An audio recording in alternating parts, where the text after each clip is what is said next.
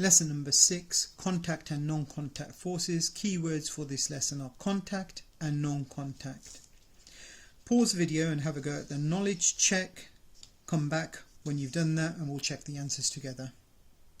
Let's check the answers to the first knowledge check.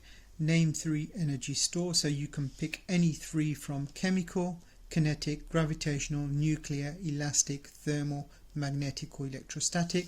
Name 3 energy pathways. You can pick any one from these 4: mechanical, electrical, heating or radiation. What is absolute zero? The lowest temperature that is possible. What is heat measures in? What is heat measured in? Joules, because remember heat is energy. What is temperature measured in?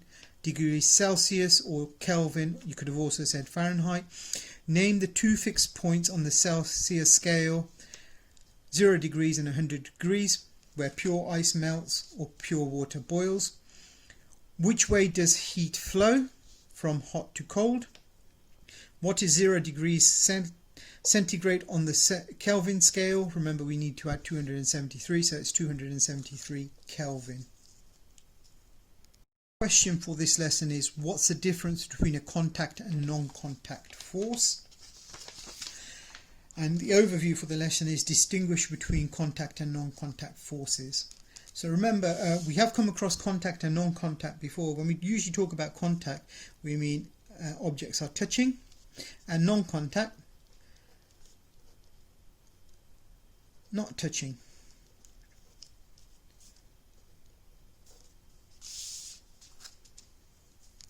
First, we're going to look at what does force mean. What is a force?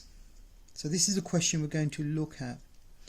What do we mean by using a force? This is an everyday term which we assume we understand what it means. A bit like energy. The concept of force has been recognized since early times. Aristotle proposed the idea of natural motion, which says that constant supply of force is needed for an object to keep moving. So essentially what Aristotle said was, if you have an object and you apply a force, that object will move, and then you need to apply the force and keep applying the force to the object to keep it moving. Now, learning activity 1. Teacher will throw an object across the room. Can Aristotle's idea of natural motion explain what just happened? Discuss. Well, we can say yes, it can. Again, same as we've just gone through it over here. We needed to apply a force to make the object move.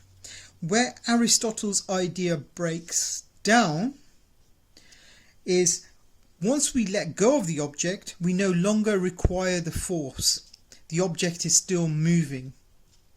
So, yes, you need a force to make the object move, but then when you remove the force, the object is still moving. So Aristotle wasn't completely right.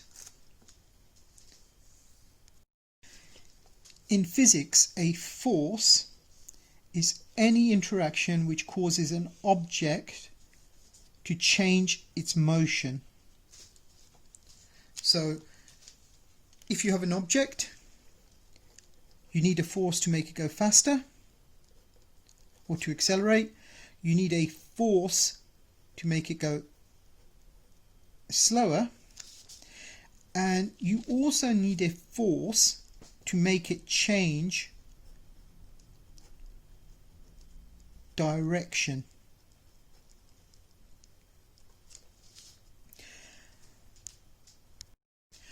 You don't necessarily need a force to keep an object going at the same speed. Now this sounds a little bit strange, because if we chuck an object on Earth, that object slows down and stops. But if we were to do the same thing in space, where there's no forces applied to that object will continue going on forever until a force is applied to the object. So in space, where there's no other forces acting on the object, that object will continue to go until we apply a force. There are 4 fundamental forces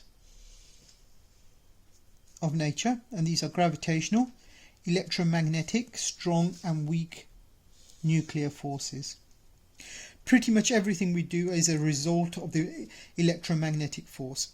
However, from our experience of the world around us, we can see that these forces are more familiar terms. These we call contact and non-contact forces. Contact and non-contact forces. The simplest way we can experience forces is pushes or pulls. So in the most fundamental form, all forces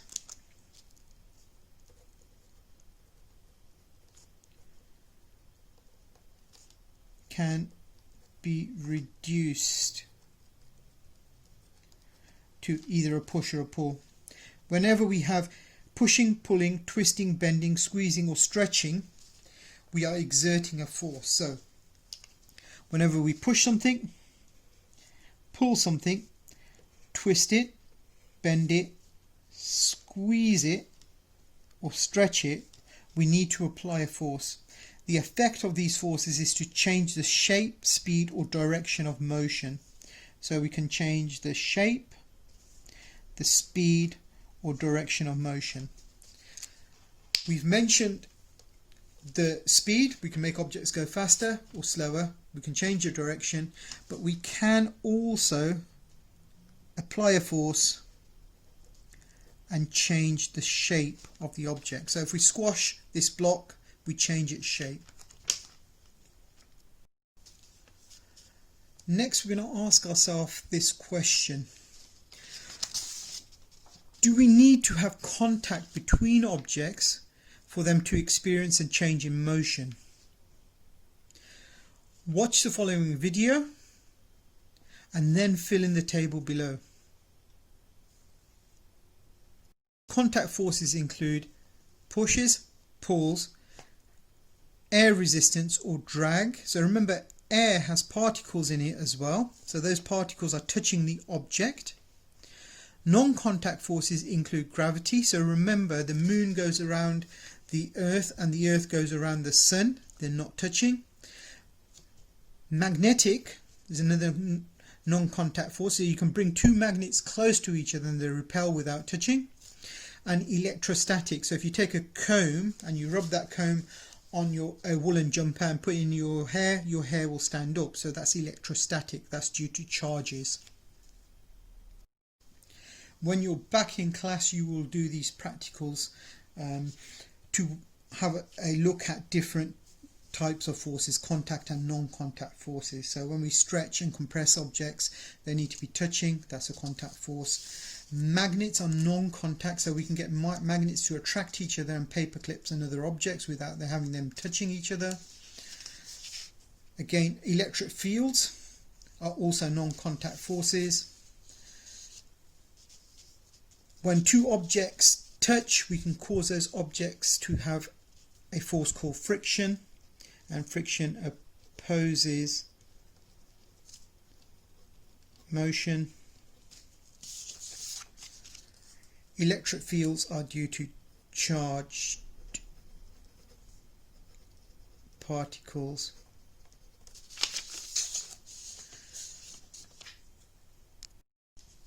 Now have a go at the last knowledge check.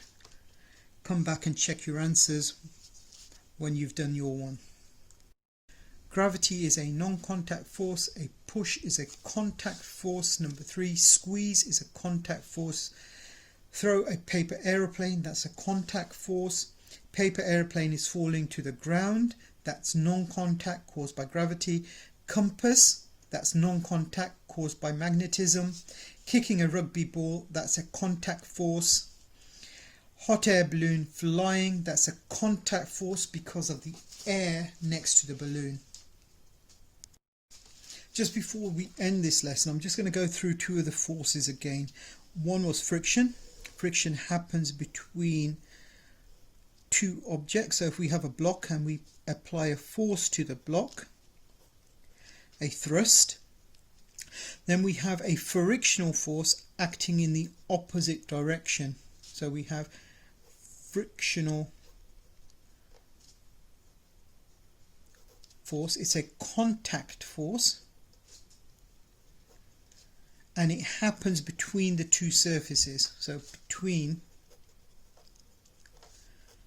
the two surfaces. The other force I want to talk about is drag, and drag usually happens in fluid. So air is a fluid, even though it's a gas, it's still a fluid, and water is a fluid. So if you have a balloon, you have lots of air particles touching the balloon, and where they touch you have drag. So this is a balloon, and here we have air particles. Another force I want to have a look at is gravitational. So if we have the sun here, we will have the earth here, so that's the earth. They're not touching, but there still is a force between them which causes the earth to go in an elliptical orbit around the sun.